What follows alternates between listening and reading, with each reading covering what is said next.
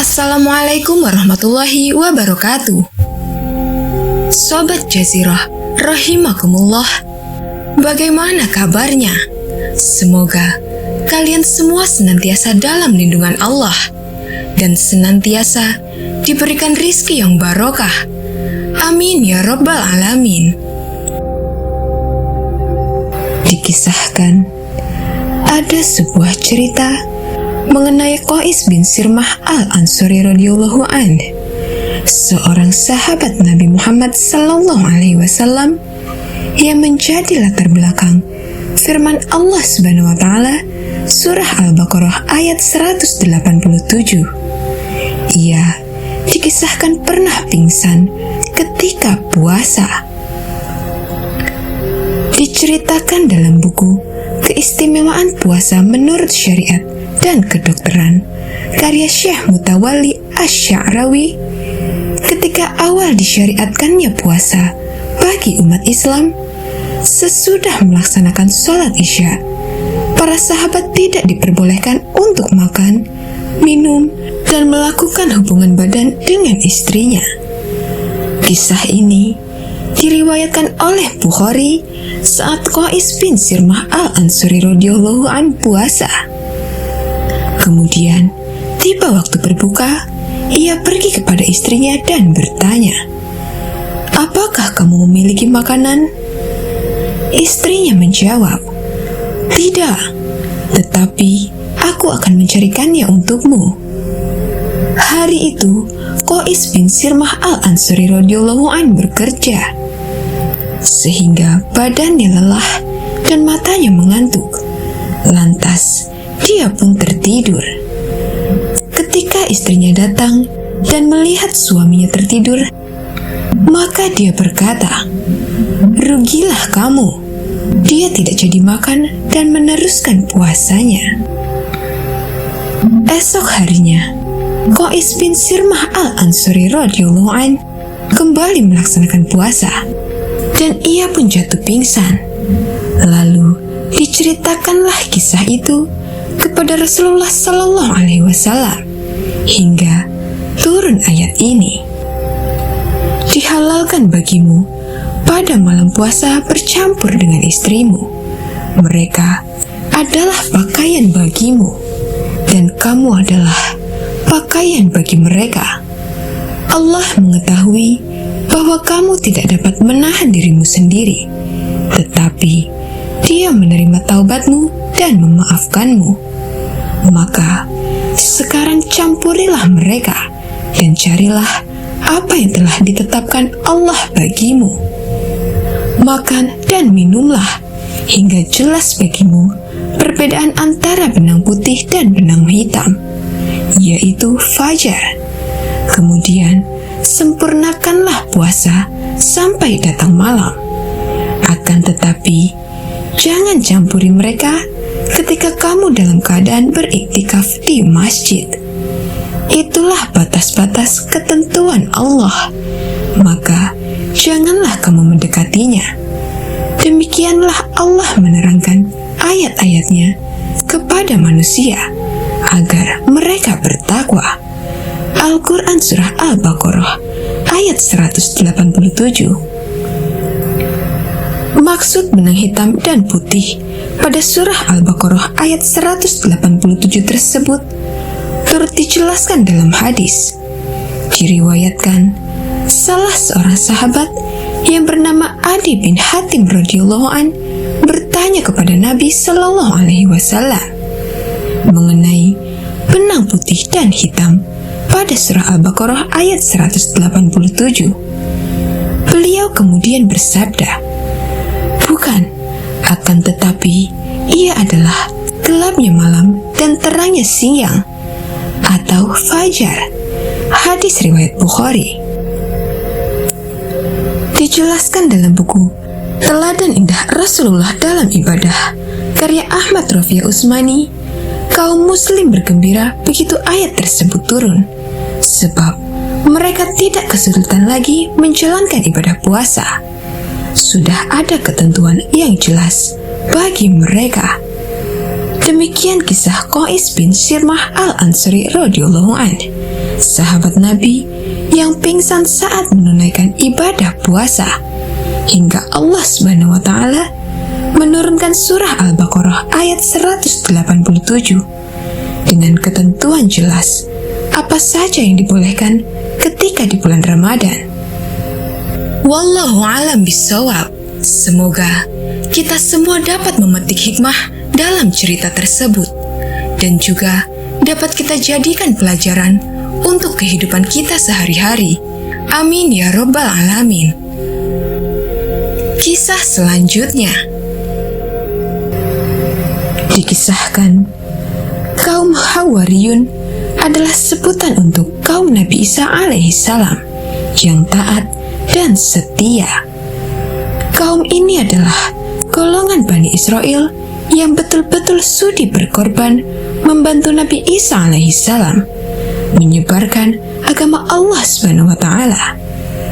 Dinukil dari buku Dahsyatnya Doa Para Nabi karya Syamsuddin Nur, di hadapan Nabi Isa alaihissalam, kaum Hawariyun memberi pernyataan dengan bersaksi bahwa tiada Tuhan yang berhak disembah selain Allah Subhanahu wa Ta'ala.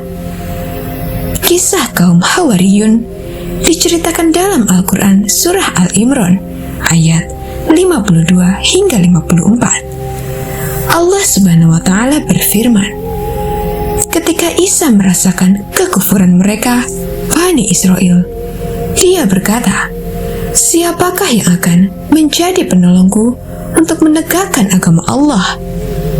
Para Hawari, sahabat setianya, menjawab, kamilah penolong agama Allah. Kami beriman kepada Allah, dan saksikanlah, sesungguhnya kami adalah orang-orang Muslim. Wahai Tuhan kami telah beriman pada apa yang Engkau turunkan, dan kami telah mengikuti Rasul. Oleh karena itu, tetapkanlah kami bersama orang-orang yang memberikan kesaksian. Mereka, orang-orang kafir, membuat tipu daya, dan Allah pun membalas tipu daya mereka. Allah sebaik-baik pembalas tipu daya. Berdasarkan tafsir Al-Quran Kementerian Agama RI, surah Al-Imran ayat 52 menjelaskan tentang hubungan Nabi Isa alaihissalam dengan kaumnya dan apa yang telah dijalaninya, mulai dari hambatan, tantangan, kekerasan, hingga rencana pembunuhan. Selain itu, Allah Subhanahu wa Ta'ala juga menerangkan pertolongan-pertolongan kepada Nabi Isa alaihissalam lewat kaum yang taat dan setia di tengah meningkatnya ancaman dari kaumnya yang ingkar. Tatkala Nabi Isa alaihissalam menanyakan siapa yang bersedia menyerahkan jiwanya kepada Allah Subhanahu wa Ta'ala dan menolong Rasulnya, kaum yang disebut Hawariyun itu menjawab, kamilah penolong agama Allah. Kemudian pada ayat 53 dijelaskan bahwa kaum Hawariyun tersebut berdoa, ya Tuhan kami telah beriman kepada apa yang Engkau turunkan kepada Rasul-Mu Isa berupa kitab Injil, dan kami telah mengikuti ajaran Rasul-Mu. Karena itu, tetapkanlah kami bersama golongan orang yang memberikan kesaksian bahwa Isa telah melaksanakan tugas kerasulannya. Terakhir, pada ayat 54 dijelaskan bahwa orang-orang yang mengingkari Nabi Isa alaihissalam membuat tipu daya untuk menghalangi dakwah Nabi Isa alaihissalam. Allah Subhanahu wa Ta'ala pun membalas tipu daya mereka, sehingga kaum kafir tersebut gagal melaksanakan tipu dayanya. Disebutkan dalam buku Maryam, Perempuan Penghulu Surga, karya Dian Yasmin Fajri, kaum Nabi Isa alaihissalam bernama Hawariyun karena baju yang mereka kenakan berwarna putih.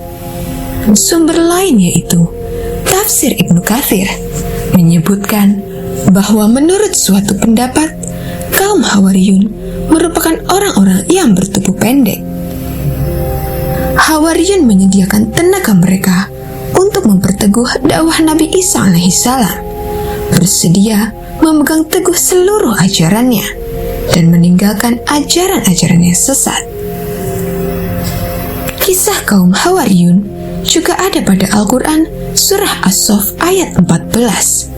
Allah Subhanahu wa Ta'ala berfirman, "Wahai orang-orang yang beriman, jadilah penolong-penolong agama Allah, sebagaimana Isa putra Maryam berkata kepada pengikut-pengikutnya yang setia, siapakah para penolongku menuju kepada pertolongan Allah?" Para pengikutnya yang setia itu berkata, "Kamilah penolong-penolong agama Allah."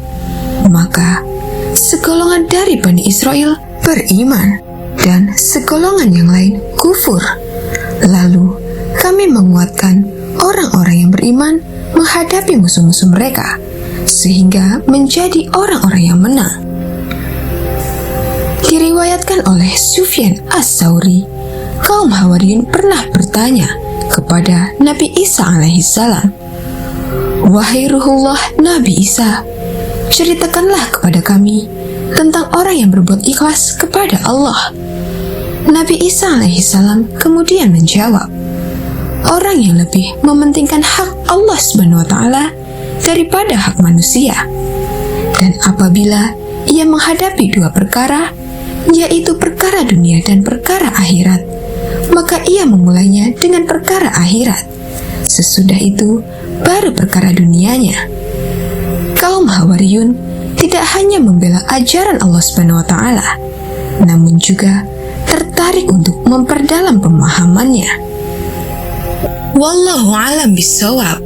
Semoga kita semua dapat memetik hikmah dalam cerita tersebut dan juga dapat kita jadikan pelajaran untuk kehidupan kita sehari-hari. Amin ya robbal alamin. Wassalamualaikum warahmatullahi wabarakatuh.